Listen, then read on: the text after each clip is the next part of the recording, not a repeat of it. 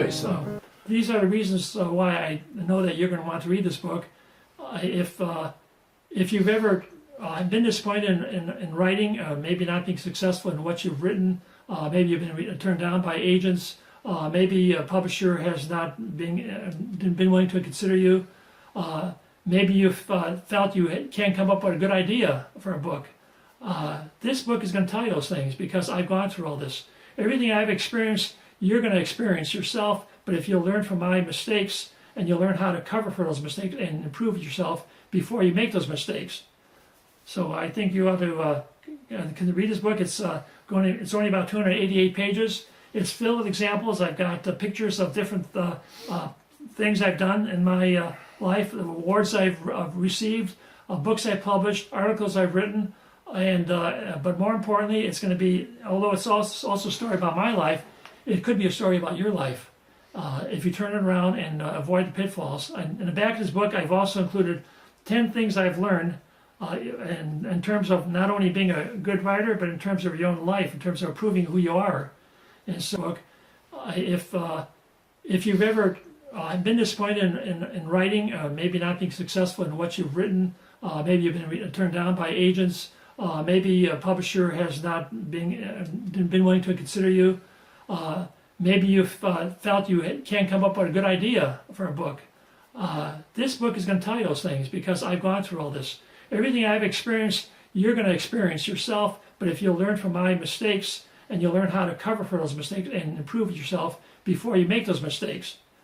So I think you ought to can read this book. It's only about 288 pages. It's filled with examples. I've got pictures of different things I've done in my life, the awards I've received, books I've published, articles I've written, and but more importantly, it's going to be, although it's also a story about my life, it could be a story about your life if you turn it around and avoid the pitfalls. And in the back of this book, I've also included 10 things I've learned in terms of not only being a good writer, but in terms of your own life, in terms of proving who you are.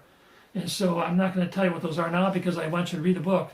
But at the end of this book, you'll probably have an aha moment here and there, saying, "Oh, yeah, that makes sense. Okay, I never thought of that." And if you come across something and say, "Gee, I never thought of that," and it's a good idea, it's worth the price of the book. And not to cut you short, but what other books could they buy from wherever you've written? I've got Sissy. I've got my second book is All Parts Together. What is it? All Parts Together. All Parts Together. And what's that about? Well, All Parts Together comes from a Whitman quote. Whitman once said, Walt Whitman, a poet, famous poet, said, "As sure as life holds all parts together, death holds all parts together." And the reason I put that quote in there is because that's something, Whitman was a favorite poet of Jessica. Jessica loved Walt Whitman for some reason. And she always wondered, what does this mean? Life holds all parts together and death holds all parts. I don't get that.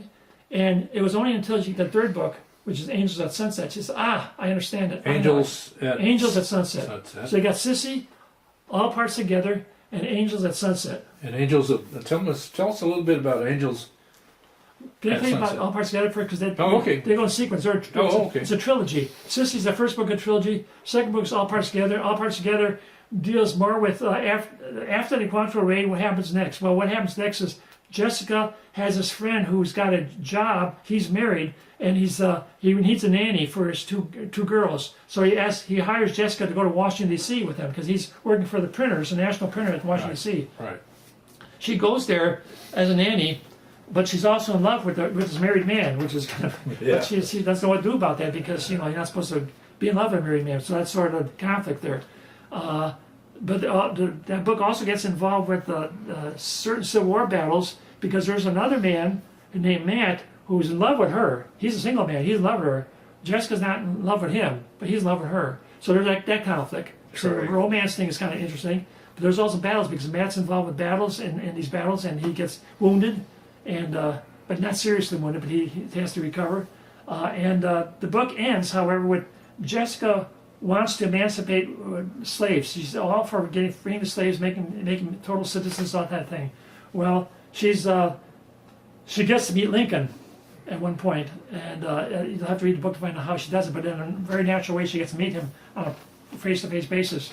And she's so enamored with the man, she thinks this is the man who's going to free slaves. He's going to make, restore equality among all races. This is going to be wonderful. Then she's at Ford's Theater when he's shot. She's with the two girls, and she sees the shoot. She sees the Booth shoot the president, and then the president dies, and then Jessica at the end of the book she's torn apart. She doesn't know what to do with her life. That's how it ends. And then in Angels of Sunset, there's a knock on the door, by the way, at the end of all parts of the other, there's a knock on the door. And the door opens up to a woman who's a major suffragist. And that leads to the next book, which is, what's Jessica going to do? Well, she's going to become a suffragist. She does that in book 3, Angels of Sunset.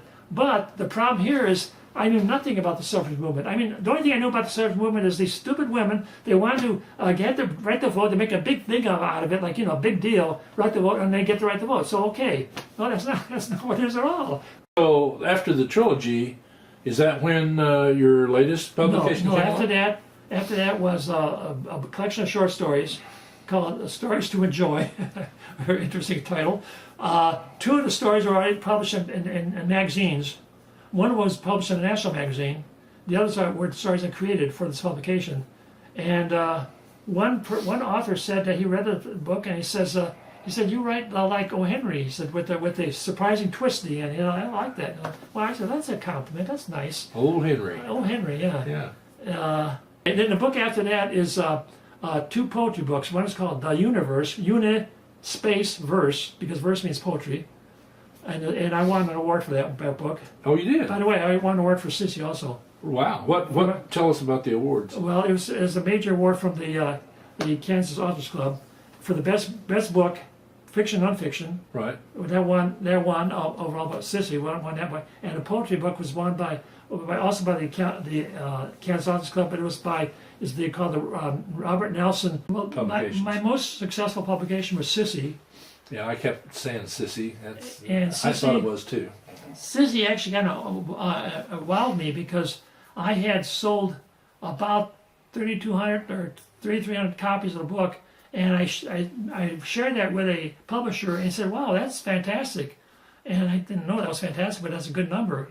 And I think the reason for that is because Sissy was well researched. This is the first time I actually did a complete novel where the research was intensive. I tell people I had a box full of all kinds of materials that I used in doing Sissy. I've talked to many people. I've gone to libraries. I spoke to other people who were also writers, and I did my characterization. Of course, is the most important thing because I got a character that actually came alive 3-dimensionally in Sissy. I'm not sure if you've ever read a memoir. If you have, you might think it's rather dull, but this is really different. I have to call it memoir because that's a category it fits in, but this is more than this is an adventure story and a how to write better and get published kind of story. Life experiences of a writer. Yeah, well, it's going to be more than that. It's going to be a how to avoid the mistakes of writing from someone who's actually had those mistakes. Things I've learned in terms of dealing with rejection, things I've learned in terms of being welcome to critiques, things I've learned about the importance of a writing club, things I've learned regarding never giving up, which is the title of my memoir, and when to give up, because there are times where you're pursuing the wrong area, you're not learning the tools of writing. This book is going to surprise you because people will say to themselves, "A nice cover, but why do I want to read it?" And those are the reasons I'm sure that you'll discuss. Can people still buy that book? Oh, Sissy? yeah. Oh, is yeah. that right? Where would they sure. find that? They can either write to my website, which would be tom-mach.com, and be on my website, or they can go to Amazon. But if they write to me, what I offer them is a signature, is I'll sign the book, and I'll offer them a discount below the price of Amazon. So there you go. they want to write to me, they'll get it cheaper. If they write to Amazon.